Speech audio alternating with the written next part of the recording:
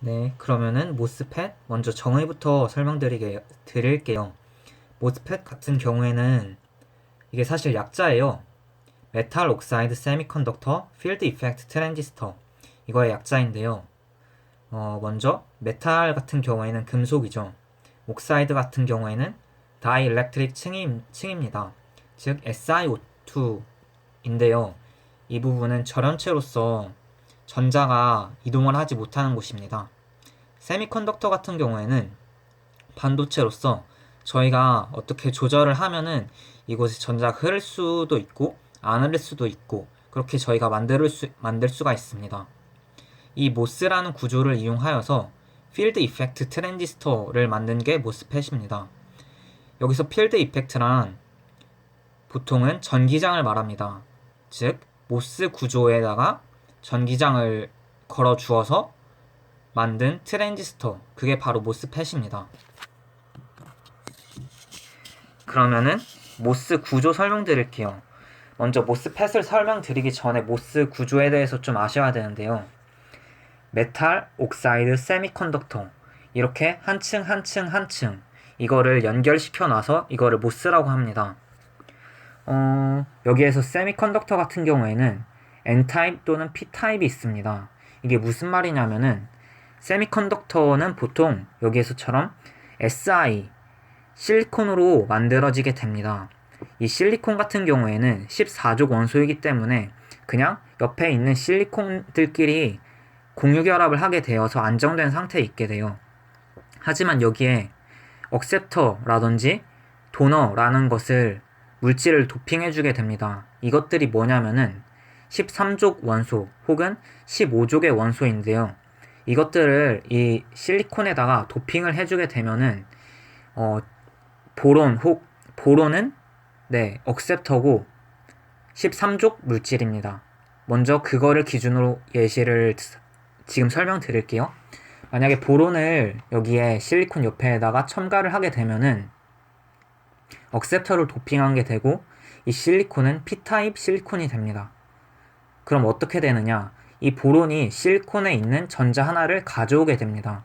그러면은 이 P타입 실리콘에는 전자가 하나 부족하게 됩니다. 그러면은 이거 전자가 한 자리 비게 되는 거죠. 하지만 여기에서 저희는 좀 새로운 개념을 만들어내는데요. 전자가 하나 비는 것 대신해서 정공이라는 개념이, 즉 전자를 담을 수 있는 공간 하나가 생겼다고 이렇게 생각을 하게 됩니다. 그래서 저희는 정공이라는 개념, 영어로는 홀이라는 개념을 도입하게 돼요. 그래서 보시는 바와 같이 MOS에서 억셉터 도핑을 해서 P타입 실리콘이 된 경우에는 여기에는 정공이라는 캐리어, 정공이라는 것이 생겨나게 됩니다. 그 다음으로 이제 모스를 어떻게 이용을 하는지 설명드릴게요. 모스의 메탈 이 부분에 플러스 전압을 인가합니다. 그러면은 어떻게 되느냐? 메탈 옥사이드 세미컨덕터가 있는데 이 정공이라는 거는 이동을 할 수 있는 거예요. 왜냐하면은 이 정공이 전자의 빈자리이기 때문에 전자가 이동을 할 수 있잖아요. 정공 또한 자유롭게 이동을 할 수 있습니다. 그러면은 이것들이 P타입의 P타입 세미컨덕터의 정공들인데 이 모스의 메탈에 플러스 전압을 인가하게 되면은 여기에 플러스가 쌓이게 되겠죠. 그럼 여기에는 마이너스가 되고 싶어 할 겁니다. 그러면은 이 세미컨덕터 이 위쪽 부분에 있는 정공들이 이 바깥쪽으로 아래쪽으로 밀려나게 됩니다. 그렇게 되겠죠. 플러스 전압을 인가한다면. 그 다음으로는 플러스 전압을 강하게 인가를 할 때를 설명드릴게요. 잠시만요. 죄송합니다. 모스의 메탈 부분에 강한 플러스 전압을 인가하는 경우 그럼 어떻게 되느냐? 원래는 여기에서 보신 것처럼 정공들이 일단 약한 플러스 전압을 인가했을 때 이동을 하게 되죠. 강한 플러스 전압을 인가하게 된 경우에는 정공이 사라질 뿐만 아니라 전공이 사라진다는 게 아니라 밑으로 내려가게 될 뿐만 아니라 전자가 이곳에 생기게 됩니다. 이 전자들은 어떻게 생기게 되느냐? 이 세미컨덕터 내에 전공이 생겼다고 했는데 이 세미컨덕터가 실리콘이기 때문에 이 실리콘에 그냥 기본적으로 전자들이 있잖아요. 실리콘 하나당 전자가 4개가 있으니까 여기에 강한 플러스 전압을 인가하게 된 경우 이쪽으로 그 전자들이 모이게 됩니다. 저희는 이 것들을 이렇게 모이게 된 전자층을 채널이라고 불러주게 돼요. 왜 채널이냐면은 전자가 이동할 수 있는 통로이기 때문에 채널입니다. 그 다음으로는 모스 구조를 살펴봤으니까 모스펫 구조에 대해서 봐야 되겠죠? 모스펫 구조는 죄송합니다.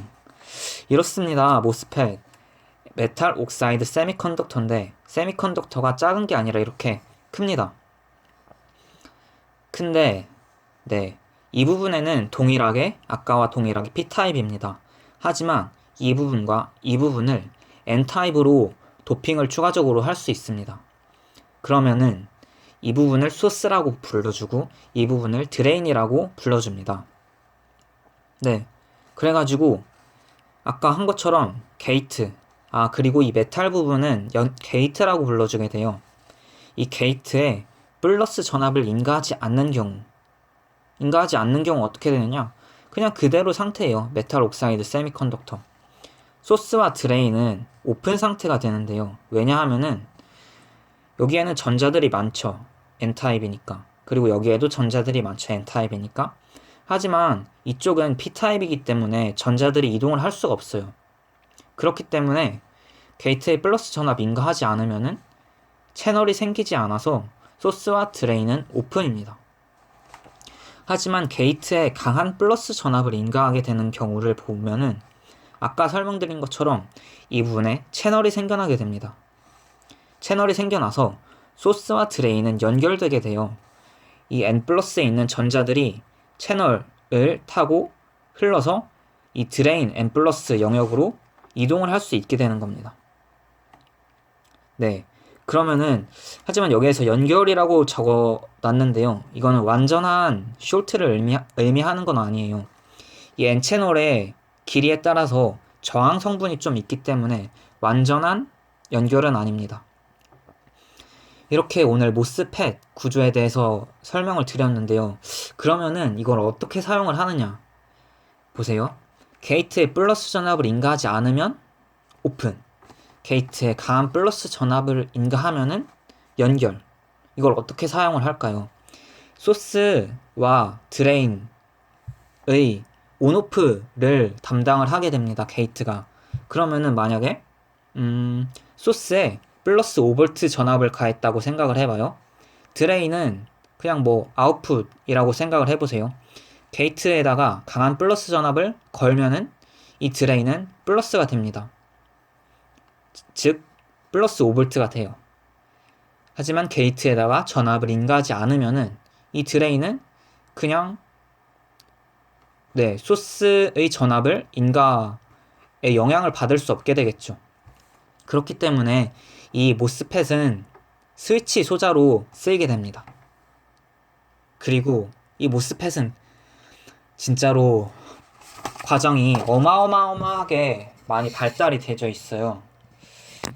앞으로 CMOS, 숄트 채널 이펙트, 핀팻, 기타 등등으로 엄청 많이 활용이 되고 매우 중요한 소자이기 때문에 앞으로 더 자세하게 알아보겠습니다.